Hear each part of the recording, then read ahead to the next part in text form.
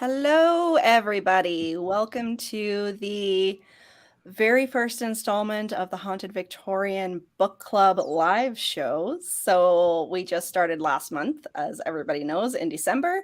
So I was just saying to the girls that one thing that I want to do is try to get over myself, and starting a book club was one of those things. So really, really happy to have everybody on board. And I have three lovely ladies here today that we're going to be discussing The Widow of Pale Harbor by Hester Fox.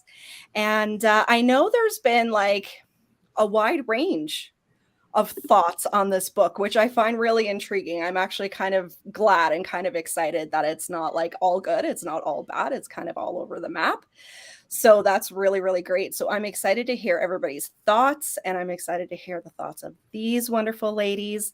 So, just very, very quickly going to the comments. So we have Edie Lewis, who is right in there in the Gothic sphere. And I know that he read this book and has some thoughts as well. So, of course, you guys can share your thoughts in the comments. And Christine from Secrets Read. And I did see her discuss this book over on her channel, and she made me laugh talking about the spicy scene. So can't wait to talk about this with you, Christine. And then Books on a Wire. Can't stay long, but congrats on your first chat. Thank you so much. I'm so excited to be here with these girls. All right. So first things first, let's just do a little bit of a roundtable so everybody knows me. Of course, Elizabeth Sagewood. So you can find me here on YouTube, over on Instagram. I've tried to get into the TikTok thing. I don't know. I think I made like 3 videos or something on TikTok. It's just, I don't know. It's just not my thing. It's a whole other world. Yeah. Right. And first of all, we have with me Jen from Literary Love. So Jen, why don't you tell us a little bit about yourself? Hey, I'm Jennifer, but I typically go by Jen. I live in Alabama in the United States, and I have my Instagram channel right now that used to be Kindling Fires 123 Out School, but I swapped it in the beginning of this year to Literary Love 123 because I felt like that more so encompassed, more of who I am. I am on TikTok too, also as Literary Love 123. Hit and miss on TikTok, mostly on Instagram, but I will be relaunching my YouTube channel later this month. So it is Jennifer Smith right now, and I am nervous but excited and just asking for everybody's grace as I try to figure everything out. So I'm excited to be here though, and looking forward to our discussion. Perfect. And Jacki, who is a very good friend of mine and also a fellow Hester Fox lover. So Jacki, why don't you tell us a bit about yourself? So I, unlike everybody else, I'm a lurker of BookTube and Bookstagram, and I'll eat up all that the content that you guys put out. I am actually a podcaster. I know we're rare. I know nobody else has a podcast, so I'm kind of unique in that way.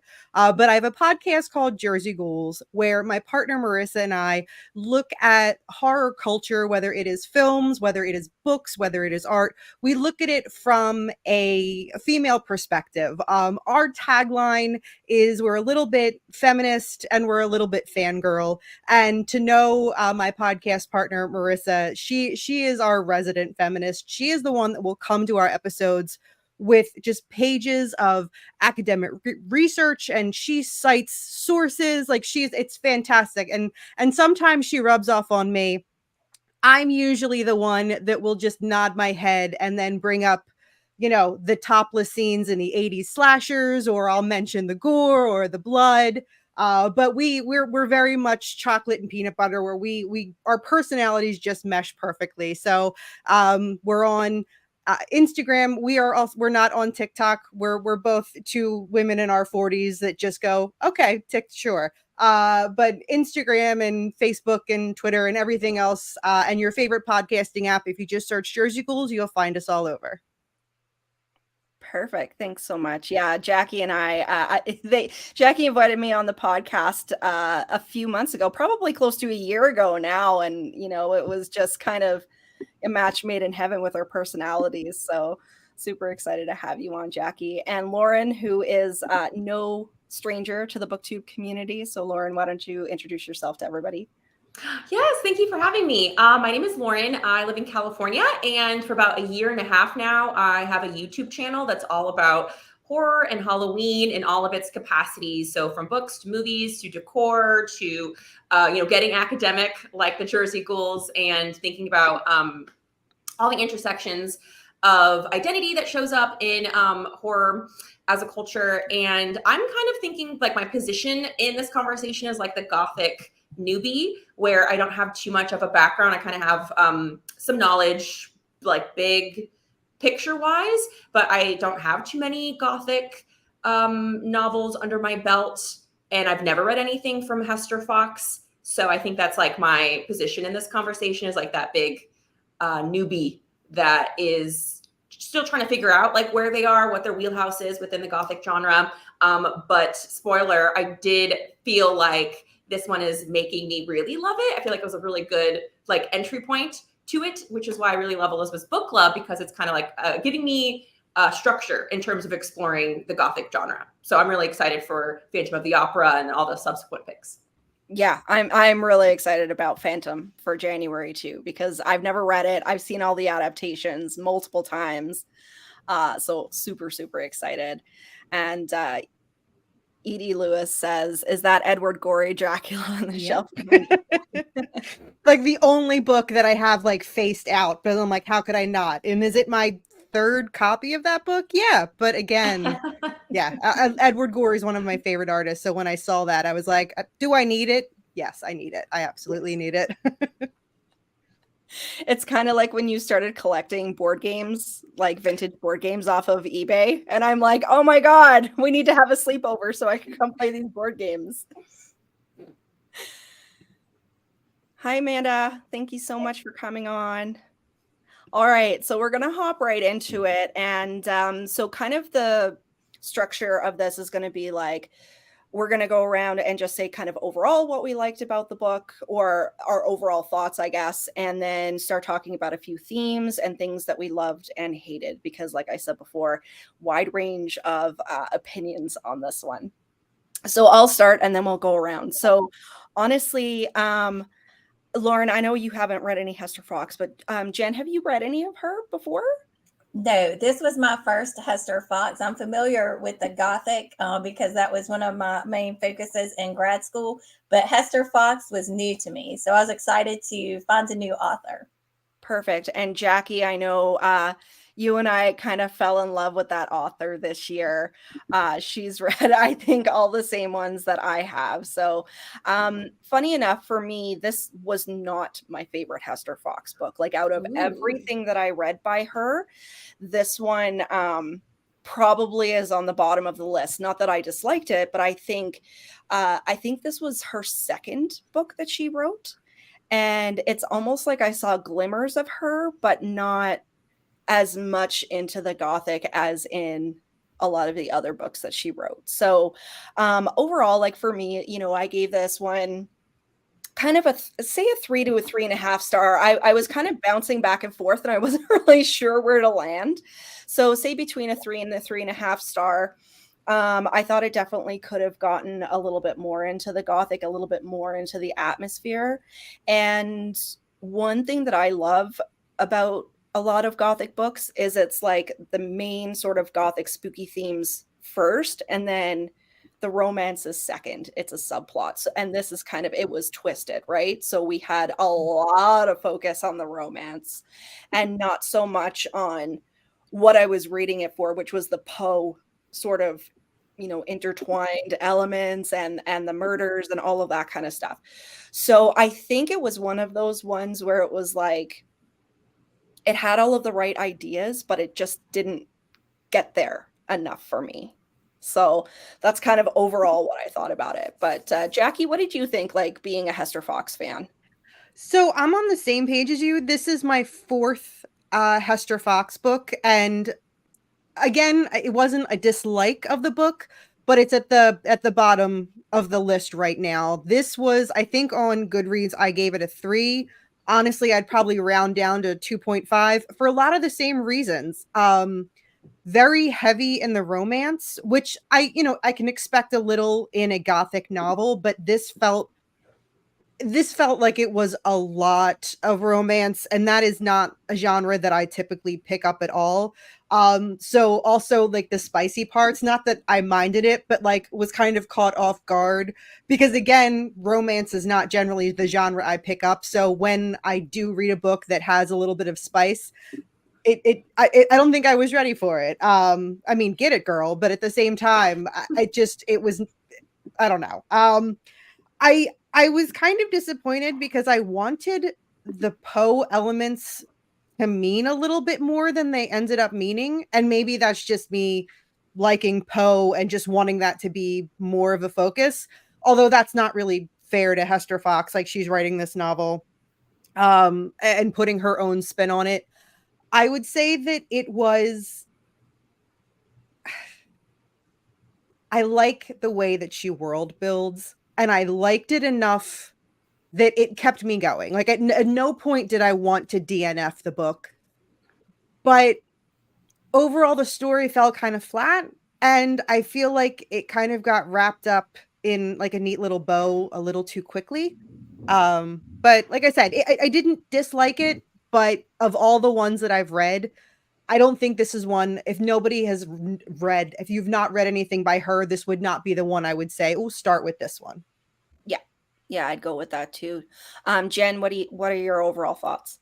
I share a lot of the same thoughts that both of you shared, other than, of course, not really knowing anything else by Hester Fox. But I ended up giving it a 3 on Goodreads too. When I first started it, I felt like it could really be a 5-star book, but it kind of started falling flat for me a little bit about midway. And like you said too, Jacki, I'm a huge Poe fan. I actually have a life-size Poe over there in my office, and I too wanted more meaningful connections to Poe. And when we get into what we loved and hated, I'll talk a little bit more about that, because some I felt were really strong in the way that they connected back to Poe, and then others I felt were just a little bit forced and not as interesting. I liked the romance, but some of the inner thoughts I thought went on a little bit too long with Too the long, characters, yeah. their inner dialogues. I was like, okay.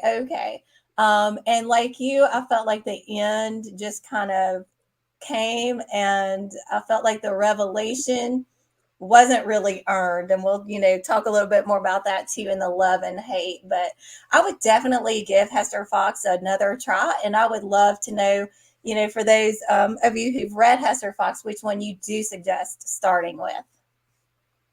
And Lauren, what are your thoughts? So I really enjoyed it. I found that I was coming from a place of like, I don't have any expectations about the author. I don't know the genre or have any expectations of that. That's something I'm still learning about just in general. And then also like the genre and then myself, what works for me. So I had like kind of no expectations, and then I really enjoyed it. I don't typically do star ratings, but I feel like if I had to put a number to it, probably around 4, because it was something I listened to on audio, and I feel like that's a tricky format for me. So I never felt like I didn't want to listen to it. I feel like it was something I always wanted to listen to. And I feel like the characters, there's like so much of the critiques I definitely resonate with. Like Gabriel would be really frustrating oftentimes and didn't have too much depth as a character. Yeah. As you mentioned, Poe, those references were very like periphery and not necessarily essential to the story. You could take them out and it wouldn't really change the plot or anything. And it definitely wrapped up really quickly. I'm not a big romance reader either, but I did find the setting and the dynamic with the people, the employees of the estate. I thought that dynamic was really interesting and kind of called back to Rebecca, which I guess you could call Gothic. I'm not too sure, which I have read that and watched the adaptations. But I was reading online other people talking about how they were really disappointed by this book. And I could see what they mean when they said that it felt more like a domestic thriller than an actual like Gothic romance novel. But I generally really liked it. And I think for me, it was the idea that like I had no expectations. I didn't have anything that I was expecting. And I think that helps when I feel like I really like the main character. And I thought that, like, Christine was mentioning in the chat, there's some really silly things that happen now that I think about it. I'm like, oh yeah, that is kind of wacky and weird. The more like spicy elements that came through. But again, that ending I thought wrapped up really quick. Yeah, it did. It kind of, I don't know. The book just went on and on and on, and then all of a sudden everything happened like right at the end, and there was no warning. Like you didn't even expect who was going to be involved in this last kind of hurrah, right? So since there's a little bit of chat about the spiciness, let's get into the spice first. Getting spicy on the side of the dang road. Of all places. Yeah. So I think it was Christine talked about when she was talking about this book on her recent reads, and she said, the petticoats were flying. So yeah. I have to say, in something that's like considered gothic and considered like in this time period, to have something that was explicit as it was, like full on intercourse being explained, kind of took me off guard, because you kind of think it's going to be that froofy sort of we're in love and, not really getting into the nitty gritty. But it was like, it kind of took me off guard a little bit. I don't know. How do you guys feel about that? I like the spice. Just, I was ready for it and waiting for it. I mean, I'll show you like right here when things finally happened, I was like, finally, like, come on now. And I was a little surprised too at how detailed it was, but I liked that part of it. Less in their thoughts, more about, the spice for me. Perfect. What about you girls? Jacki, what do you think? I mean, like I said, I think because this is the fourth one I've read, and this is the first time, I think in the books that I've read, this is the first time that it has gotten that spicy in the books. Yes. Yeah, I think I wasn't ready for it. And again, I don't mind it. I've read books that have had some spice in it. So it really was, I don't know, at some point though, it almost kind of makes sense that we had kind of such an explicit scene, because the inner dialogue between the two of them, like there was just to almost like a little bit of an annoying point, like so much yearning. And it's like, sometimes you just want to be like, just communicate, just say it, just say, just reach out and do something. So it was almost kind of nice to see a bit of a payoff from their inner monologues, that they actually, okay, this is what we get. And so that wasn't a disappointment. It was nice to see that there was payoff to their their yearning for each other, that we had to read page and page and page and page and page of.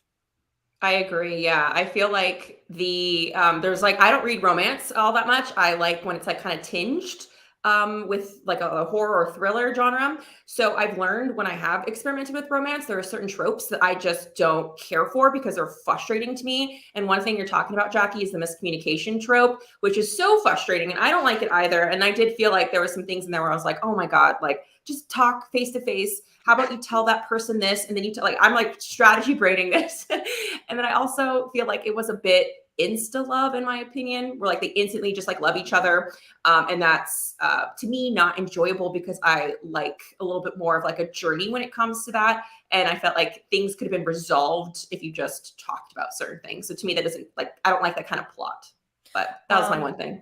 And I know that Jacki, I'll just gear this one towards you because you've read it. In The Last Heir to Blackwood Library, which is my favorite Hester Fox book, that whole romance element that they have in there that I won't get into, it was almost like I would lose my breath when these two were interacting, and it was like building and building and building and building and building, and then finally you get the payoff. Like this one, I don't know, it was there, but it just wasn't as developed, right? Mm-hmm.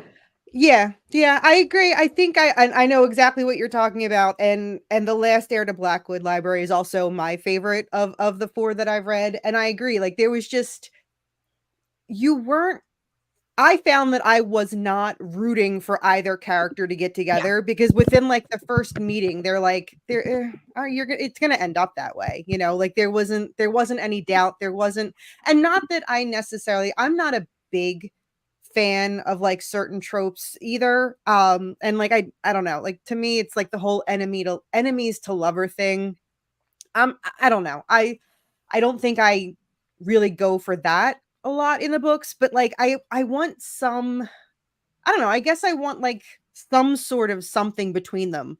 And I agree with what Lauren said, like the insta love thing. Like, I don't know, there was no build up, especially because they weren't communicating, and it just their payoff was different. But yeah, the romance in The Last Heir, that one was exciting to watch. That's the one, you know, it's like when a TV show, when they actually let it go for a couple seasons before the two that are obviously going to get together. They, you know, this one in this book, in The Widow, they didn't, there was no build up to it. It was just like, yep, okay, nope, she likes him, he likes her. They're not going to talk about it, but yeah. Yeah. Yeah, I would have to agree with you there. Hey, Angela, so good to have you on. Just going to some comments here. To go from barely brushing hands to like full on doing the hanky panky on the side of the road. Yeah, I agree with you there. Maybe a 3.5 star. Yeah. So I think we're all kind of around that kind of 3 to 4 sort of. Jacki maybe a little bit lower. I like Fox's writing style. I'd be willing to read something else. Yeah, her writing kind of like, having read some of her other books, it didn't come. She hasn't come into her own yet, is what I would say with this one. And then it would have been disappointed if nothing happened between those two. Absolutely, I think we all agree there. So just continuing on, talking about the romance, I wanted to ask everybody's opinion on this. With Helen, do we think Helen was in love with Sophie, or was she a fierce friend?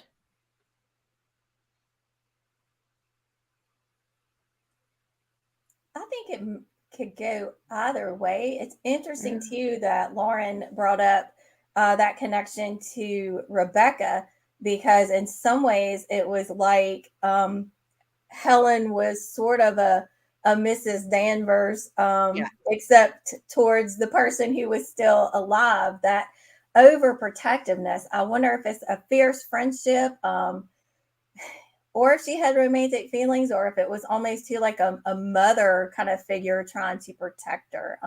I think it could be read either way. I don't have a strong leniency towards any, either one of those, but I would love to hear, everybody else's thoughts. I think I lean more toward the romantic side. I think there was a part of it, you know, in the beginning, at least for Helen, I think it developed like there was almost like that savior complex, because she, you know, came in, she brought her to the mansion, she basically gave her a new lease on life. And I think from that, it like got to a friendship stage, and then I think it kept building to the point where there was fear of losing her. And I think I lean more toward the romantic.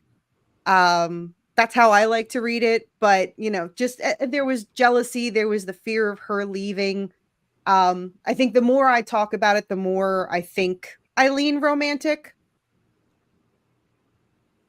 I wish that, now that I like really think about that, because in my head as I was reading it, I was like, oh, totally, Miss Danvers reference, like really trying to make allusions to Rebecca, and if you know, you know, kind of Easter egg thing, which I guess it doesn't make sense to me why it would be an illusion like that, because I mean, I guess, yeah, because Rebecca, the book and the movies were written at a time where like you couldn't be that explicit with that kind of content, especially in American movie making with like the Hays Code.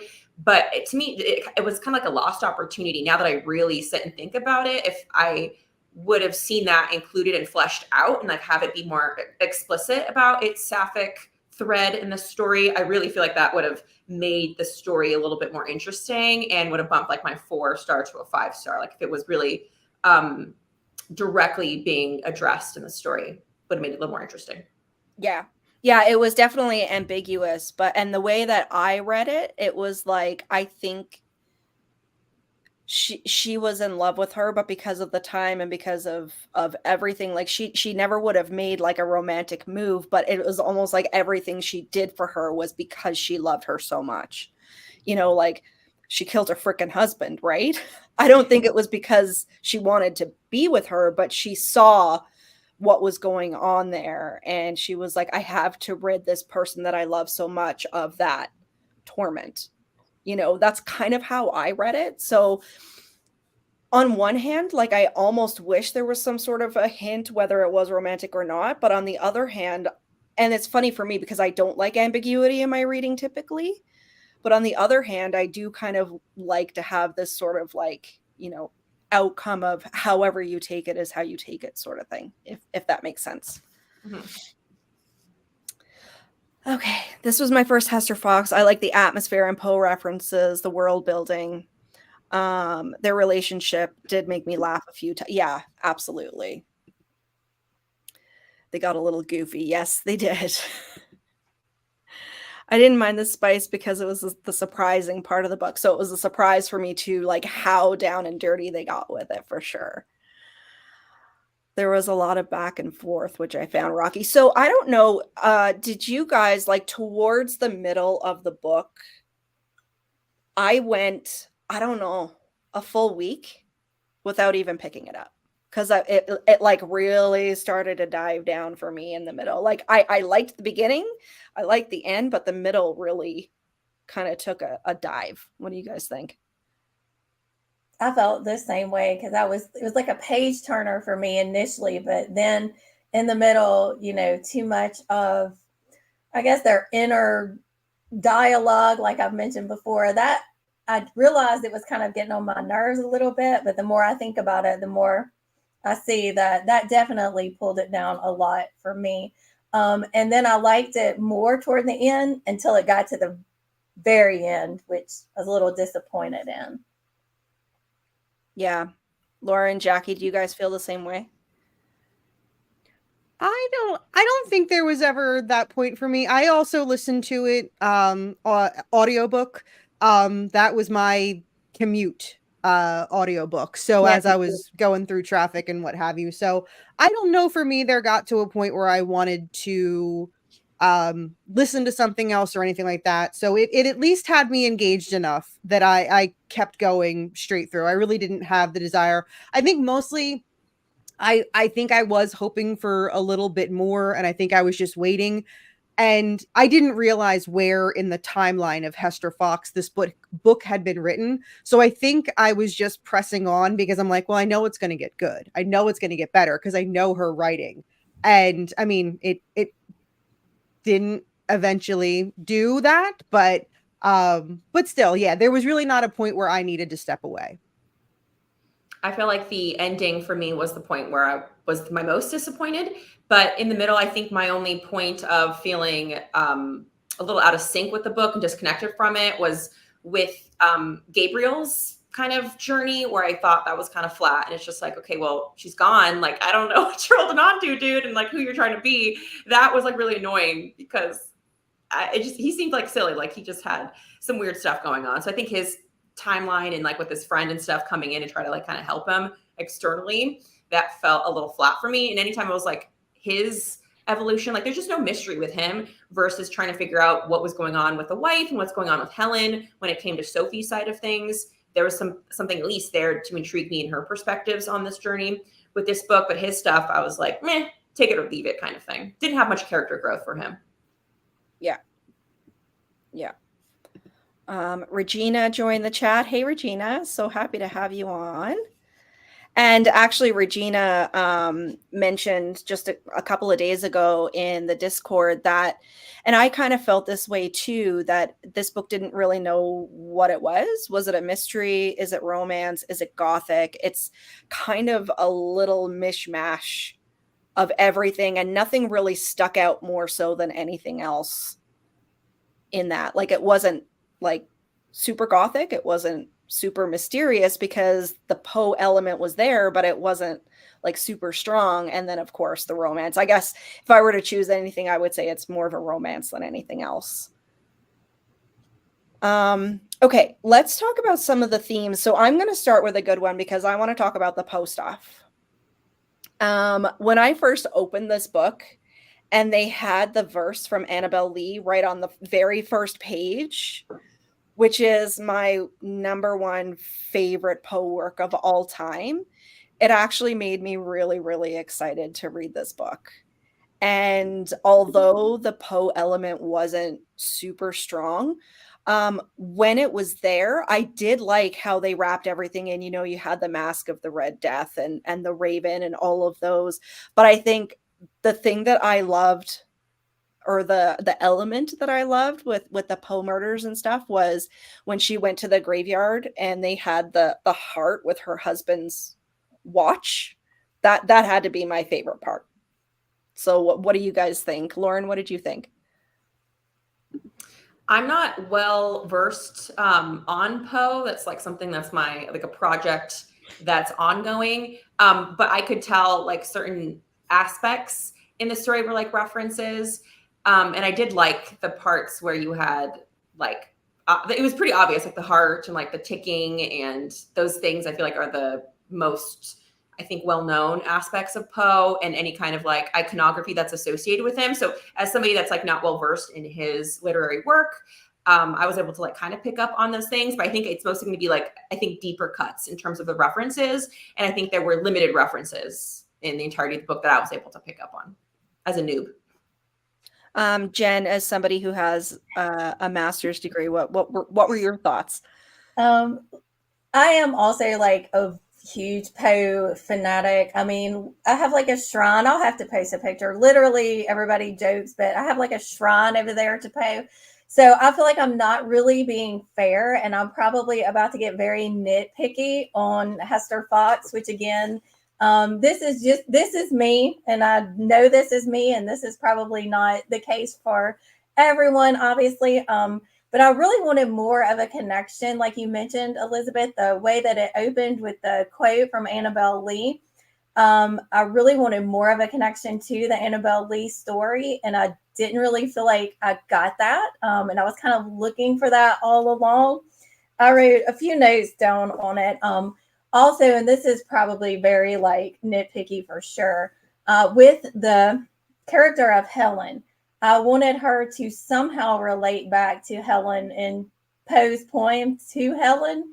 But it really never happened. And that's probably, you know, just me, but I was thinking, okay, they've given her the name Helen. Let's see what kind of connection we can find there. And I would love to know if somebody else could find that connection, because I really couldn't. I also felt like with the Mask of the Red Death reference, there was kind of a missed opportunity. I thought it was the way that it was done, where it was just the blood on someone's face. I was like, come on now, because there was so much more. There was so much more opportunity to get into it, right? Because they had the ball, and I thought the reference would somehow happen at the dance, that there would be something. And so I was really hoping it would happen within the dance, that kind of thing. But I do want to end with the good things about Poe, because there were a lot of good references that I thought were fleshed out nicely. I liked the continuous kind of references to the Raven. I thought that was great. The beginning of the book too, where you could just kind of see things starting to form with the ravens, and the way it wrapped up with the Raven too, but I'll save that for a little bit later. I liked the reference to the black cat. I thought that was genuinely creepy, and that is one of my favorite stories by Poe. So I liked the element there. The pit and the pendulum reference with the candles, I thought that was done nicely. And there was one other, the mention of the fall of the House of Usher, where she got the note that was like, every great house must fall. I really thought that was done well. So I saw kind of a mix of things, some missed opportunities, but then some things that were executed well. Jacki, what do you think? Honestly, even outside of like the references that Jen just mentioned, I think one of my favorite things was that in this universe, like Poe existed. I like that there was mention that, oh, well, he submits to, her husband's, literary magazine, and he is a real person in this universe that she has some sort of connection with. So I think that, I know that that's very on the nose, but I very much enjoyed that he was a real existing person in this universe where he, she essentially name dropped him in this universe, and I really did like that. But overall, I wanted, the thing with Helen being Helen, I wanted so much more, and especially in this era, like, I feel like a very common thing is there's always a modern retelling of something, or a modern retelling of this fable or this story or this well-known classic. And I almost was expecting this to be some sort of modern retelling of one of the stories, as opposed to this just kind of being like a little bit of mishmash of a bunch of Poe Easter eggs. Jacki, would we say, just going way off topic, is this sort of along the same lines of what Mike Flanagan did with the Midnight Club, that it was just a mishmash of stories? Yeah, like it's just it's almost like a big, like, this is like a big appreciation piece, like here's an ode, here's an homage to, as opposed to, sometimes the title, like with Midnight Club, like, the title can kind of throw it off because it's not quite that, but it's very clearly an homage to, that one specific person. So I would agree with that analogy. It's a lot of Easter eggs, it's a lot of, hey, remember this one. But it still kind of fell flat, because I wanted it to mean, I think I wanted it to mean a little bit more. If you're going to put Annabelle Lee in, like, in the beginning, if you're going to lead your readers from page 1 to that conclusion, I wanted it to mean a little bit more. Yeah, I think they could have done a little bit more with his wife's situation. If you're going to bring Annabelle Lee into it, maybe have a little bit more of a connection there. That was just my sort of takeaway. Just going to the comments quickly. Hadn't expected the spice, so I'm glad I wasn't the only one. Up to that point, it was classic Gothic with oppressive atmosphere, scary settings, mysterious, possibly dangerous outsider, family secrets. So I just wish that it had been flipped with the romance. That's my only thing with that one. Disappointed to see what a shitty friend she was. So this has come up a couple of times. Was Sophie a bad friend? I mean, I didn't really see it. I don't know. That's just my take. Maybe Sophie was just kind of in her own head all the time, but I think she was kind of forced into that kind of mentality from having an extremely abusive husband, that, she had to learn to basically just keep herself quiet all the time to avoid any further consequence from him. And then being completely alienated by the entire town. She doesn't have many people to talk to. She doesn't have a lot of interaction with people. So she wasn't like the greatest, but I feel like her past and everything that had happened kind of put her in that bubble. Gotcha. Yeah. I feel like I would call her a bad friend, but I think it's more so like more accurate to kind of call her an unhealthy friend and very toxic.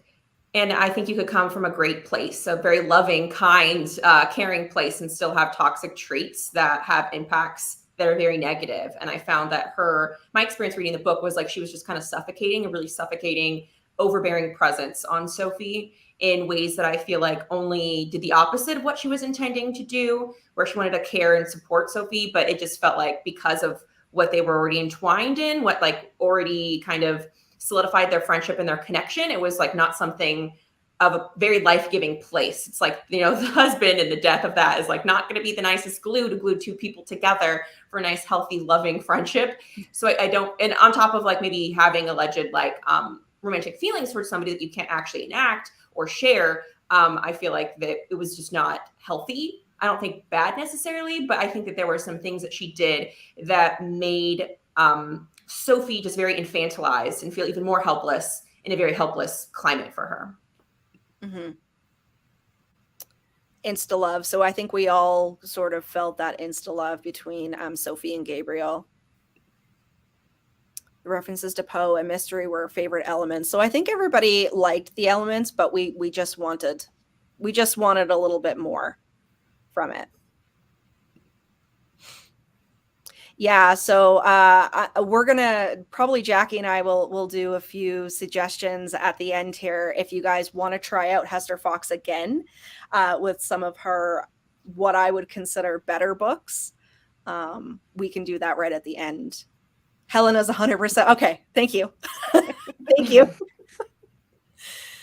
Mrs. Danvers, yeah. It's so funny because Mrs. Danvers, I always see, and the same with Helen, I always think of the mother in Corpse Bride with that really fierce, like tight bun. That's all I can picture. You know, it has been said too, just quickly, that Mrs. Danvers had romantic feelings for Rebecca. That's been, you know, posited by some scholars. So that's kind of an interesting way. I almost now want to go back and reread The Widow of Pearl Harbor through that lens of sapphic, you know, romance. So that may be something I do. Yeah. Yeah, so lots of parallels to Rebecca for sure. Helen was in love with her, but never addressed it fully. Got the impression a little that Helen might have been in love with Sophie. Also saw her, but as Mrs. Danvers. Yeah, for sure. Get clues about Gabriel. Yeah, so I don't know. Let's just stay with Gabriel for a little while. I thought he was like just a really flat character. I don't know. There wasn't much to him. Like, yeah, he had this mysterious past. He wasn't really a minister. So random. Yeah. Right? Like, was he being paid by the church? Like, it was just weird. It left me feeling like he was, I don't know, just a little vanilla, too vanilla for me. There was nothing really going on there. And then they had this theme of the transcendentalism, but it wasn't really developed. It was just kind of there and not, you know, I don't know. What did you guys feel about Gabriel? Gabriel, I liked the reference to transcendentalism, but I was glad that honestly it didn't beat us over the head with it, because I had to spend quite a bit of time with Thoreau and Emerson. So I was like, please don't, you know, put them way in there. But I like that they were mentioned, and you kind of got that connection to nature and individuality. And you could also kind of juxtapose that with what you typically think of with religion, and kind of see how this was a different take on it, and how he was going to have to go into this small community with this kind of new idea. And I thought that was probably the most interesting part about him, is that he was trying to, you know, kind of forge this, although fake, to appease his wife. That was probably the most interesting about him. Can we give spoilers or no? Yes. Okay. Yes, absolutely. Well, I just have to say, and I would love to hear everybody else's thoughts on it. We've kind of hinted at it so far with his loyalty to his deceased wife. I thought that was a bit overdone. It didn't make sense. Like, I get it. You know, if you're still, you know, you've got your memories and it's difficult, but the way that he was so much so feeling like that he was going to be doing something wrong by moving on, and he only felt released to go ahead and pursue his relationship with Sophie after finding out, you know, not only had his wife been unfaithful, but her child was somebody else's child, because he was beating himself up over thinking he had caused her death. And I thought that was really unnecessary. And I'm like, did he really have to hear all that just to be able to go ahead? I felt like that was kind of too neat and too quick of a wrap up. Yeah. And I mean, her death really was his only motivation for starting the church, and that, you know, just because he wanted to be faithful to her, you know? So it's funny because when I was reading this book and kind of getting towards, say, 2/3 of the way through, I'm like, oh my God, I picked Hester Fox for the first one because I thought this is going to be slam bang. Like everybody's going to love this. And because I talk about her so much on my channel and I'm like, oh my God. So please don't base the whole Gothic genre on this book. I definitely would not say that. So please give Hester Fox another try. Keep giving Gothic and Gothic adjacent a go, and we're going to get into more of that in subsequent months. So probably Phantom is a good one because it's a classic, right? Yeah, Gabriel's reasons seemed a little flimsy, so we're all kind of agreeing on that. Yeah, more connection to Annabelle Lee. Like I said, when you kind of open a book with that on the very first page, you're kind of expecting a little bit more. Felt like a mishmash. It was, absolutely. Yes, I would agree. Yeah, in a lot of Gothic books and movies, you find yourself kind of yearning for these characters that you're almost smitten with yourself because they're so dashing and they're so, whatever, or they're the wounded man, like the Mr. Rochester kind of characters and stuff like that. And like Gabriel just wasn't it for me at all. I don't think I'd have a crush on him if I was Sophie.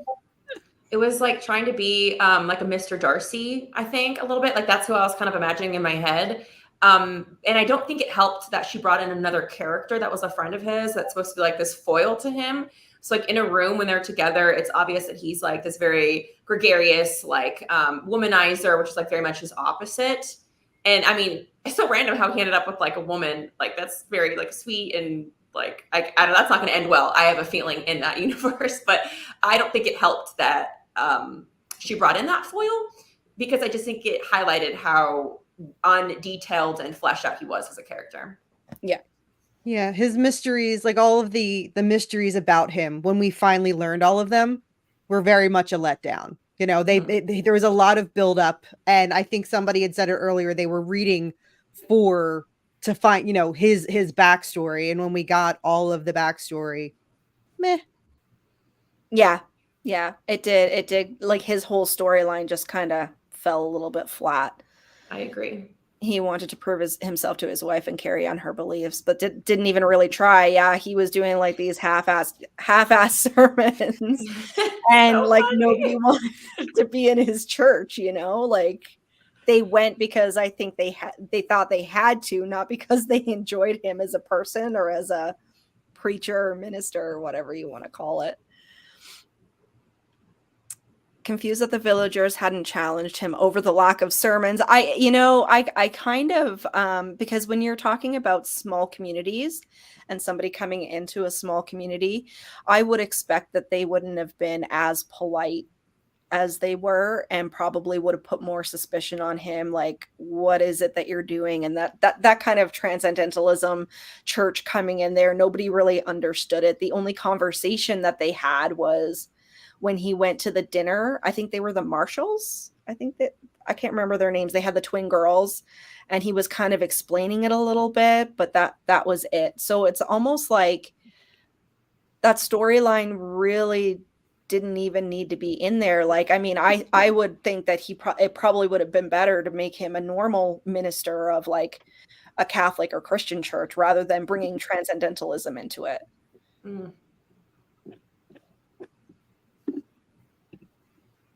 Gabriel was dull. Yes. Okay. Yes, I agree. I think it's Tom. Is it Tom? I think right. It's Tom. Yeah. Agreed. That's not a good match. No, and that was another insta love. Yeah. In there. And then I think it was Gabriel that said at the end, he was like, I've never met two people that were more matched. And I thought that was a really weird comment. It's like you're talking about a girl that's like a maid and a guy that seems like he's very suave and not high society, but totally on a different class level than her. So it was weird. It was again, it's like I said, wrapping stuff up in a neat little bow just for the sake of giving everybody their happy ending. Yeah. Except Helen did not get a happy ending. I'm really glad that Helen died. Yeah. That's my favorite sentence you said today. It's just that's the tagline for this chat. Hashtag I'm really glad Helen died. Yes. I think if number one, if everybody survived, it would have been too convenient. Good point. Yeah. And number two, because I was leaning to a little bit more towards she loved Sophie, like romantically, that it was, you know, it was a perfect ending for her. I don't know what you guys think. I have to say it kind of disappoints me. I agree that so that it was okay that she died, but just I guess thematically with other Hester Fox books, it kind of seems slightly off to me that the one character that embraces witchcraft, the one character that has that kind of own path, it's a woman in her own right with her own agency. Like that's the character that gets killed off. To like look back with like a kind of a different lens. Yeah. That's like interesting. That's the character that's going to go. I mean, so many of her books have the word witch in the title. Yes. It just kind of seems slightly off brand that if we're going to kill off any character, again, I do understand why, but it does seem just a little bit off that that's the character we're going to kill off. I never thought about it that way, but yeah, I can kind of see that too. I think that's really interesting. It's like you mentioned, it's just, to make sure that Sophie and Gabriel can continue unhindered. Let's just kill Helen off. Kind of like Bertha in Jane Eyre, to make sure Jane and Mr. Rochester stay together. We'll just kill Bertha. It kind of feels like it did make her a throwaway character in the end. I hadn't thought about it like that, so I'm glad you brought that up.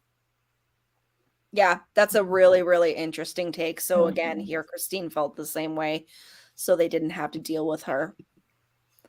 Really, so I'm gonna get this put on a t-shirt, okay? I'm starting a merch line. I was gonna say the official Haunted Book Club merch. I'm really glad Helen died. Kind of foresaw Helen's death. I foresaw that somebody would have to die. So I'm really glad that somebody did. More tragic ending would have been more gothic. Yeah. Reader pleasing. Yes. Poor Helen, she was willing to kill for her friend. And it's like Sophronia didn't even need to put the nail in the coffin, if I'm going to say it that way, because like he was already dying. She didn't even need to, stab him or throw him out of the carriage. I mean, she could see that he was in distress. So, I mean, if she just had what would I have done? I probably just would have sat back and waited and see if he would have keeled over on his own. I mean, that would have been my take. Mm-hmm. I almost feel like I would want a different ending. I think I'd be a little bit more sad. I mean, I for sure would want a different ending, but I'm like imagining in my head what it would look like if Helen survived and like my least favorite character, Gabriel, if he croaked. I feel like that might be a little bit more interesting. And I think the message about women in the time period, like I know it's not necessarily the general thing that was happening, but there were people who existed in ways that were like maybe a little bit more clandestine that did embrace things that weren't normative, like witchcraft or anything that's just like not, Protestant or whatever Christianity form that they were. Those did exist, and sapphic relationships exist, queer identities. So to have explored that in a modern time where audiences are very much like open and eager for those kind of things, especially when they're within the Gothic genre, I think that would have been a little bit more satisfying for me as an ending. Yeah, I agree with that. Yes. That's it. We're starting a merch line. Funny, I was talking to my husband the other day, totally off topic, about Buffy, because we're rewatching Buffy. So, you have Team Spike and you have Team Angel. He's like, I want a shirt that has Team Riley with a question mark on it. Who's going to buy that? Who's going to be? No one's going to be Team Riley. No one who knows any good is going to be Team Riley. Yeah, I know. Riley's a schmuck, but he was a necessary character. I think that's what I'm going to say about that. Okay, so we've kind of harped a little on what we didn't like about the book. Let's talk about what we did like. So, for me, I really liked how the atmosphere started at the beginning of the book. And Lauren, I think it was you who said, like, around chapter 4, like, it was kind of storming outside and she really started to write that atmosphere. And then it just kind of fell off a little bit. So it's almost like you saw the glimpses of Hester Fox in there, and it just kind of, but she wasn't really developed. So I did like that, and I did like the Gothic elements.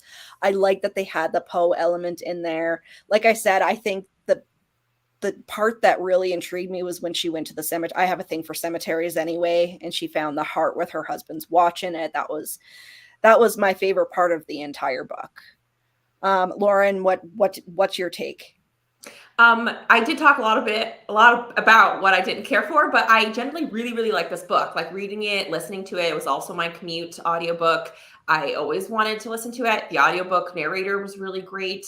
I love the atmosphere. I thought that the world itself, like I could see it, like I could see the settings, I could see the cemetery, I could see that decrepit church. I could see the rainy day, the night that he arrived. There's just things in my head where I already had some foreground for. And I think the atmosphere, the setup was great. And I'm not a big King person because he goes into so much of like the town in ways where I'm like, oh, this is like not interesting to me. But I thought that the little ways about how that town was operating, even though I think they're trying to set up a lot of like red herrings that I don't think were necessarily successful. But I did enjoy getting to know the characters in that town and how it was operating within that setting. In the cemetery scene too, of course.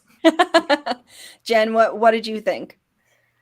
I really did enjoy the Gothic elements from the get-go. I loved how it was storming. You had the castle, you had the secrets, you had these kind of omens, right? These portents of the raven and other elements. So that got me really excited. I liked too her imagery and some of the ways that she wrote. I'm trying to go back really quickly and find some of the quotes that I really enjoyed. Her writing, like on page 80, it was 80 for me, but it was chapter 9.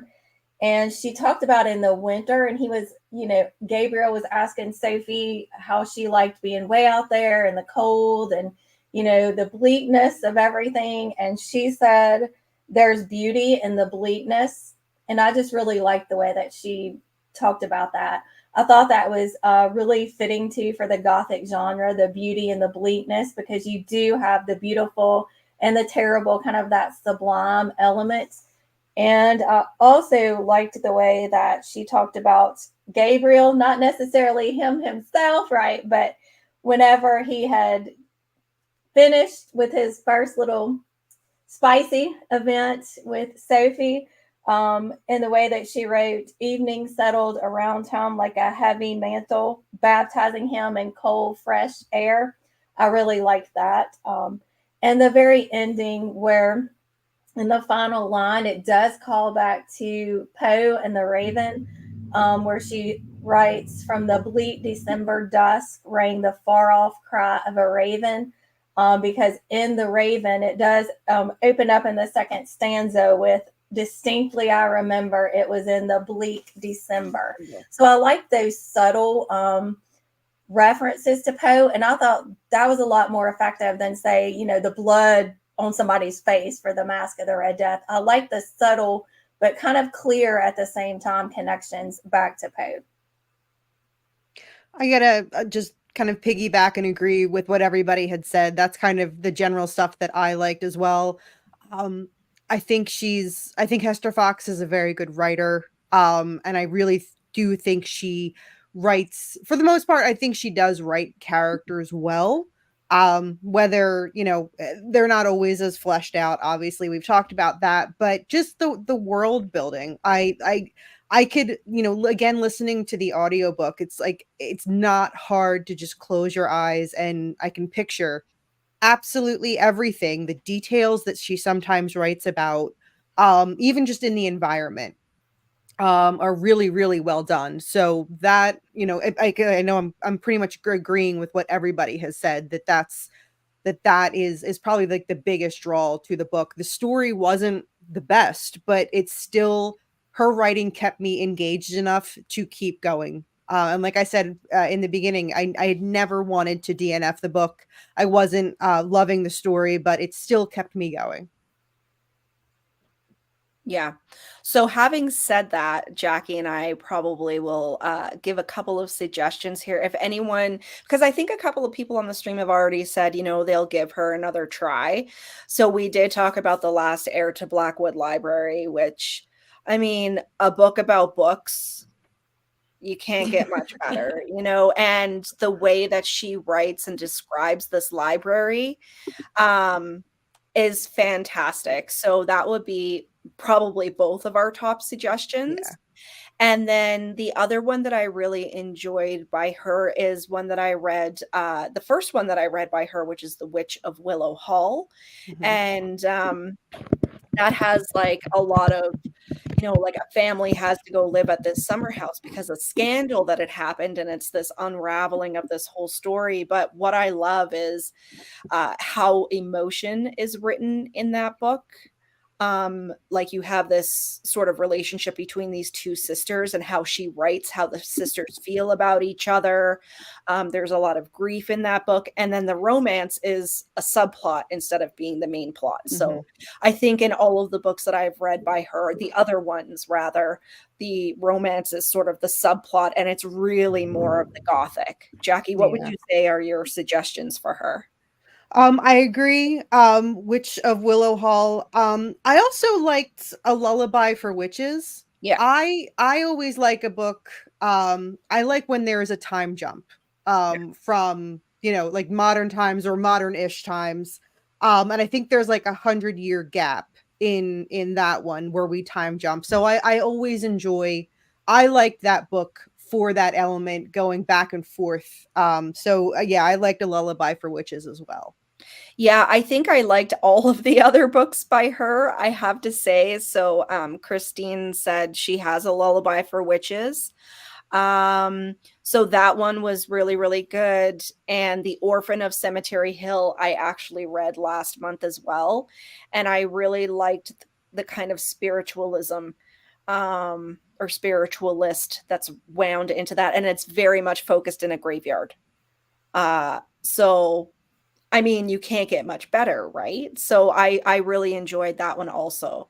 So definitely I would say to everyone, give Hester Fox another go because this was probably, and I think Jacki, having been a fan of hers, this was her weakest one, which is so funny that I would have picked that one for the very first pick of this book club.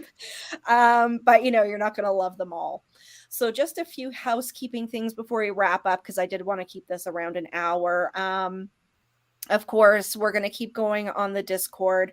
So we're fully into January now. Super excited to read Phantom of the Opera. Hoping a lot of the people on here are excited about that one as well. I am planning on doing a couple of sprints this month on the channel. I've never actually done sprints before, so that'll be a lot of fun. Maybe we can read Phantom together. And then if anybody is interested, I did mention it in the Discord, if anybody's interested in a watch party, maybe we can choose one of the adaptations and we can do a watch party, but like towards the end of the month, kind of when people are wrapping up their reading. So that's pretty much it. Anybody else have any final thoughts other than thank you guys so much? I really, really appreciate that everybody came on and, it wasn't just me on here flapping my gums for an hour. So thank you guys so much. It was so much fun. Thanks for having us. Yeah, thank you. You did a great job of hosting, Elizabeth. Yes. Thank you. Okay, bye everyone in the chat, and we'll see you for the next one.